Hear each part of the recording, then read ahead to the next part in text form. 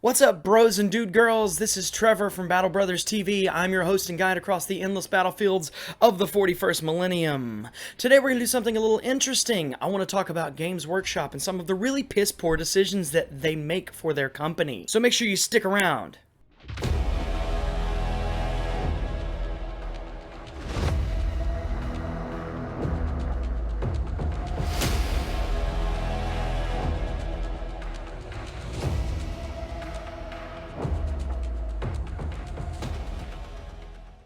I just want to go on record first of all to say, I don't hate Games Workshop. I don't hate Games Workshop at all. They gave me a hobby that I really enjoy. I love their models, I love their lore, I love reading their books from the Black Library. I love Games Workshop. That being said, every company on Earth occasionally makes some really boneheaded decisions. Games Workshop is no different. Alright, I really want to talk about three different things today. I want to talk about some bad decisions that Games Workshop has made with some of their actual tabletop games. Secondly, I want to talk about a specific lore decision that has just been rubbing me the wrong way for a couple of years now. And thirdly, I'd like to talk about some of their bad, piss-poor decisions when it comes to marketing themselves and their content. To begin, it was heady days in June of 2017 when Games Workshop released the 8th edition of their very popular Warhammer 40,000 tabletop wargame. People like me were extremely excited to see a new edition coming out with some much needed changes.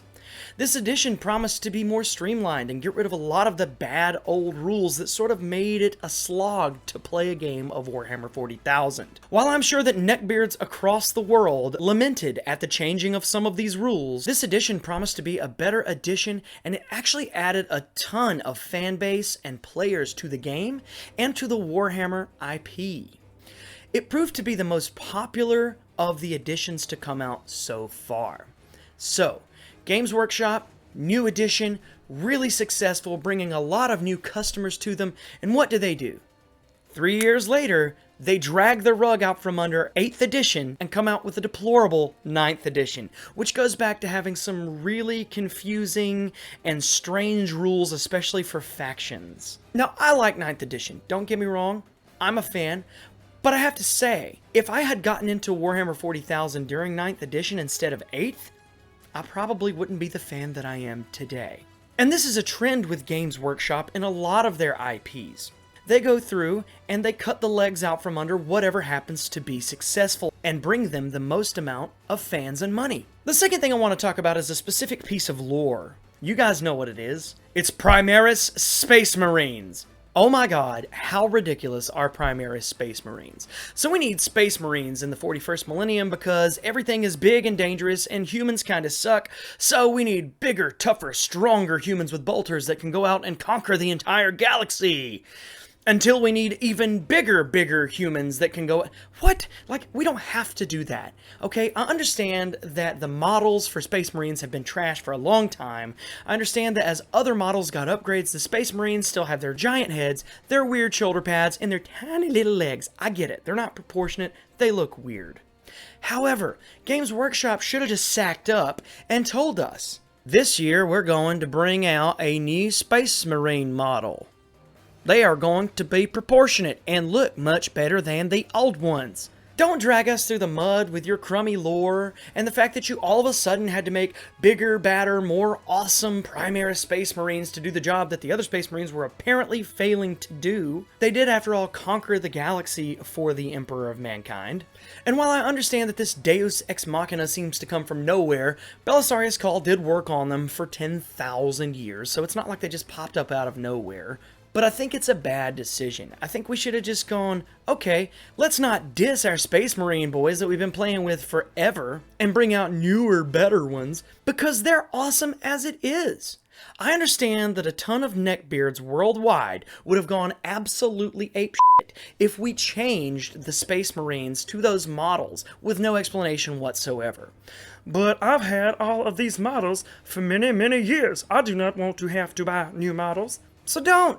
Play with your old ones. That's perfectly fine. Or mix in new ones, because let's be clear, half of the fun of Warhammer 40,000 is the hobby. You know you like painting these things and putting them together. So there's nothing at all wrong with mixing in some of the newer, bigger models with your old ones. I've got a ton of the smaller models over here. Finally, the last thing I want to talk about is how Games Workshop has shot themselves in the foot repeatedly by making dumb decisions with marketing themselves. Games Workshop seems to have an aversion to new customers. But when you have fanboys across the world that are making videos, much like this one, that are talking about all the wonderful things about your intellectual properties, and you're doing nothing to push these things into a wider audience, why not just let these fanboys make these videos? Look, I know that Games Workshop has worked very, very hard on really pushing and building the books, the lore, the games, the models for Warhammer 40,000, and for Age of Sigmar. No, Age of Sigmar is terrible. You can't tell me they possibly worked hard on that. But the point is, when you are getting free advertising from around the world in the form of hundreds of thousands of hours of videos talking about how wonderful your IP is, you don't cut them off at the knees. So Games Workshop recently put out a statement saying that there are to be no more fan films made. They will immediately be taken down, monetized, and possibly there will be some copyright infringement legal issues that will come of those. This is stupid. This is bullshit. I know it. You know it. Let's talk about why. I used to be a teacher in an urban school. There was an SUBSCRBE series that came out a couple of years ago that a fan made. It is a fantastic series that chronicles sort of a short adventure of some Space Marines of a chapter that this fan made up. Some of my students really got into these videos. Some of them began to buy Warhammer books. A couple of them even started a gaming club at school where they play Warhammer 40,000 and buy models. However, Games Workshop took down Astartes, and they forbade anyone from doing any kind of videos similar to that because they're terrified that apparently urban kids and other kids who may actually never see these IPs in any other way may get into their hobby and send them money.